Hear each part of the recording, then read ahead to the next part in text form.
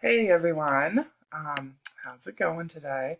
This is kind of hard to see me on this. So I just wanted to talk about the last project for a minute.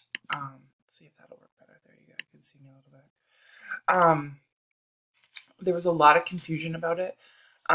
People thought that what I had asked you to do was um, to recreate a painting by painting it.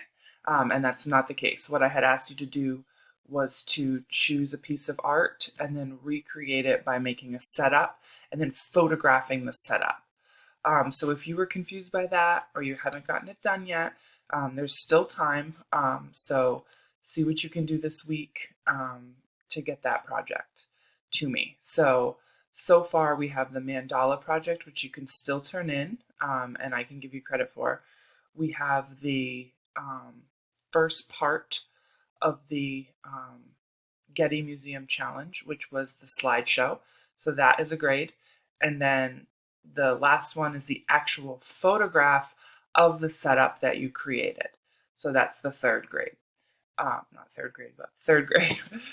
So those are the three projects that I need turned in at this point. If you haven't done it, it's okay. Just take the time when you have it as soon as you can so you don't have that zero showing up in the grade book. Um, okay, so now we're on to the new project, which I am also super excited about, which is called Forced Perspective. So, forced perspective is a technique that is used in photography, is used in architecture, and is used in film.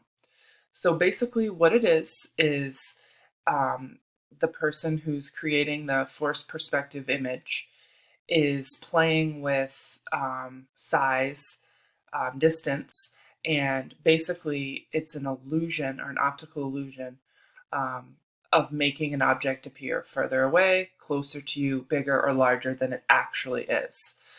So, like I said, that technique has been used in, it can be used in photography, film, and architecture. A really good example of film is the movie Elf. And when Elf is in the classroom and he appears much bigger than everyone else, that is actually forced perspective. The where they put the camera made him appear to be bigger than everyone else in the classroom. You can actually watch YouTube videos on it. It's pretty cool. So that was a really great example of forced perspective use in film. What we're going to focus on for our assignment is forced perspective in photography. So what I'm going to do is I'm going to go over some examples with you, um, and then we'll talk about how you're going to actually make yours. So I'm just going to go through some examples I just found online of forced perspective and sort of explain what I'm talking about. So, like I said before, it is an optical illusion of making things appear further away, closer, or bigger or smaller. So, in this example, it appears like this man is holding on to this girl's hand and she's much smaller than him. But it all has to do with where the person was taking the photograph. So, the person taking the photograph could have been in front of them, um, creating a this illusion.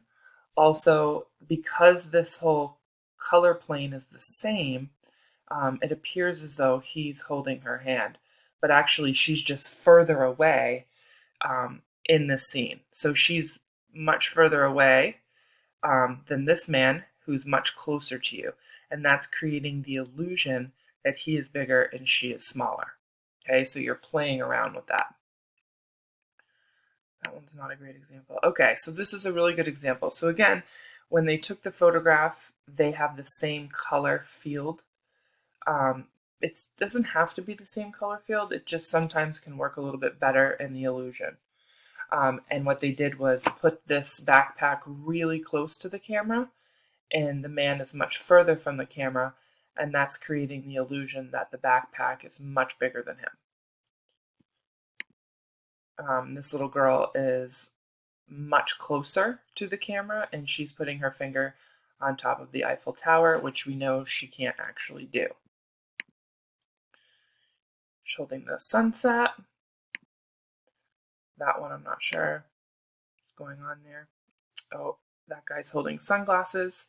Looks like the photographer in this case is holding the sunglasses much closer to the camera, making the illusion that this man is actually holding them up. Let's see what else we have here. We've got these people appearing to be much smaller. Again, they are much further away, and this foot is much closer, giving the illusion, which is creating the forced perspective. This person appears to be in the bottle. That's pretty cool.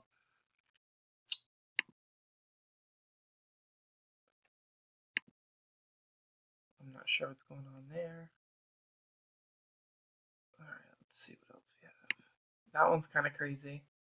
It appears like he has really big feet.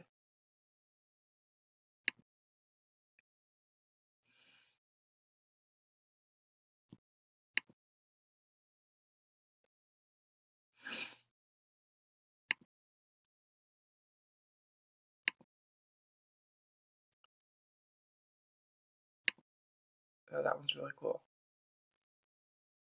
All right, so I'm going to show you the examples that I did. Oh, I like that one. I don't even know how they did that one. Okay, so here's my examples.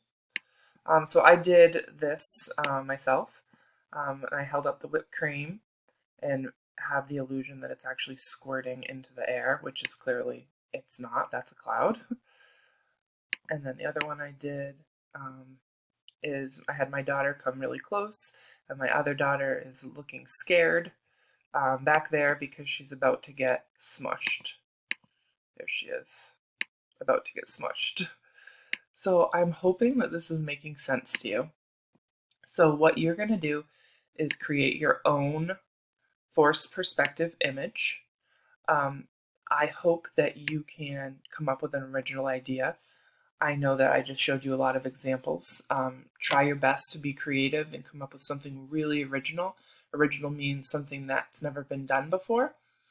You can use objects, you can use people, you can be indoors, you can be outdoors. The possibilities are really endless.